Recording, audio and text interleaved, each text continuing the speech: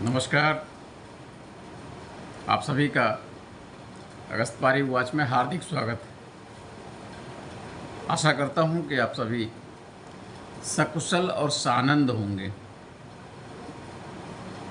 आज नागपंचमी है, त्योहारों की श्रृंखला का पहला त्यौहार।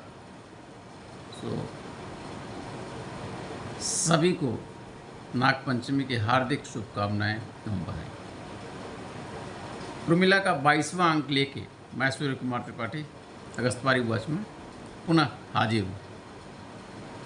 देखिए, आनंद लीजिए।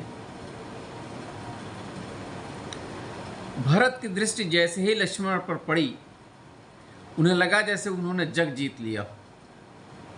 लक्ष्मण मिल गए तो अब राम भी मिल ही जाएंगे। भक्ति मार्ग का अकाट्य सत्य है, भगवान से पहले उनके भक्त मिलते हैं, और यदि भक्त मिल जाए तो भगवान भी मिल ही जाएंगे। भरत के साथ चल रही भीड़ रुक गई।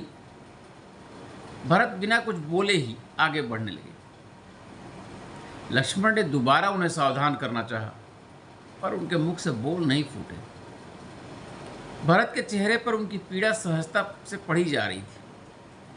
निश्चल व्यक्ति को अपने हृदय के भाव दिखाने नहीं पड़ते। उसका हृदय दूर से ही देख और पढ़ लिया जाता है।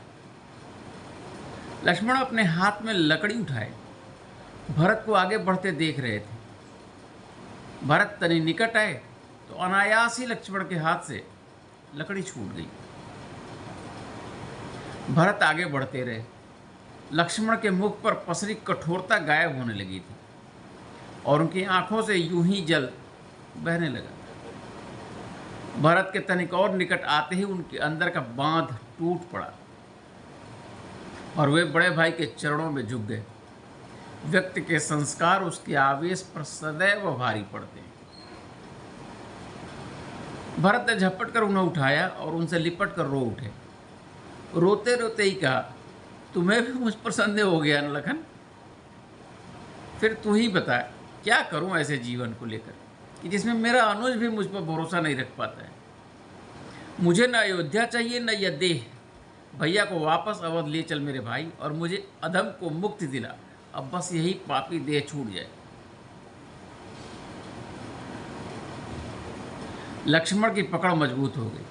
उन्होंने भरत को अपनी भुजाओं में जकड़ लिया और फूट फूट कर रोने लगे।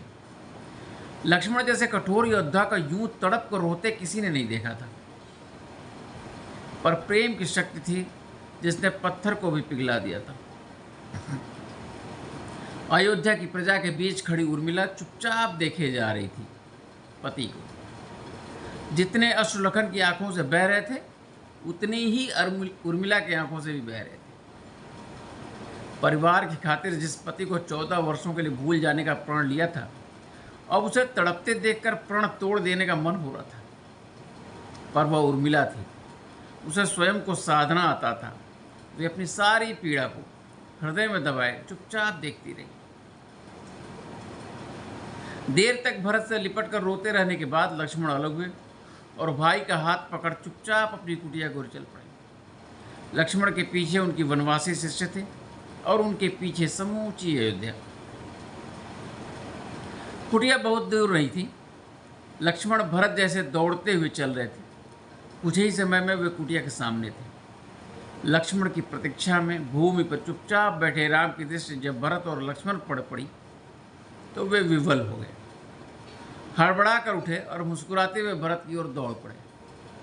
भरत ने जब राम को देखा तो उन्हें लगा जैसे सब कुछ पा लिया।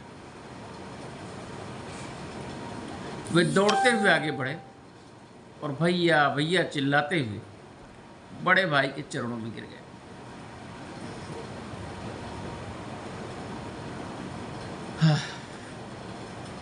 आज की कथा में बस इतना ही। अगले अंक में फिर मिलते हैं उर्मिला के साथ। कृपया अगस्तवारी वॉच को सब्सक्राइब कर लें, शेयर करें और कमेंट करके बताएं कथा कैसी चल रही है। जय श्री राम।